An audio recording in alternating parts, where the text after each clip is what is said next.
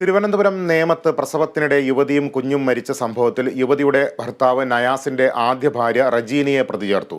വീട്ടിൽ പ്രസവിക്കാൻ പ്രേരിപ്പിച്ചുവെന്ന കുറ്റമാണ് ഇവർക്കെതിരെ ചുമത്തിയിട്ടുള്ളത്. ഒളിവിൽ പോയ പ്രതികൾക്കായുള്ള തെരച്ചിൽ പോലീസ് ഊർജിതമാക്കി.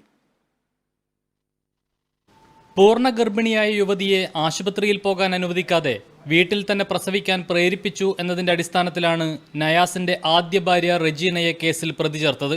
ഗർഭസ്ഥ ശിശു മരിക്കാനിടയായ സാഹചര്യം, മനഃപൂർവ്വമല്ലാത്ത നരഹത്യ എന്നീ കുറ്റങ്ങളാണ് യുവതിക്കെതിരെ ചുമത്തിയത്.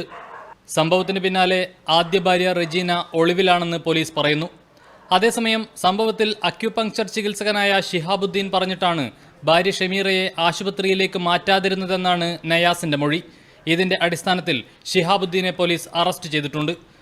ഗുരുതര വകുപ്പുകളാണ് ഇയാൾക്കെതിരെയും ചുമത്തിയിട്ടുള്ളത്. പോലീസ് കസ്റ്റഡിയിൽ വിട്ടുകിട്ടിയ ഉടൻ നയാസിനെയും ഷിഹാബുദ്ദീനെയും ഒരുമിച്ചിരുത്തി ചോദ്യം ചെയ്യാനുള്ള നീക്കത്തിലാണ് അന്വേഷണ സംഘം. വീട്ടിൽ വെച്ച് പ്രസവമെടുക്കുന്നതിനിടെ അമിത രക്തസ്രാവമുണ്ടായതിന് പിന്നാലെ ആശുപത്രിയിൽ എത്തിക്കുന്നതിനിടെയാണ് പാലക്കാട് സ്വദേശിനിയായ ഷമീറ ബീവിയും കുഞ്ഞും മരിച്ചത്. പിന്നാലെ ഭർത്താവ് നയാസിനെ പോലീസ് അറസ്റ്റ് ചെയ്തിരുന്നു. Kerala vision news, Thiruvananthapuram.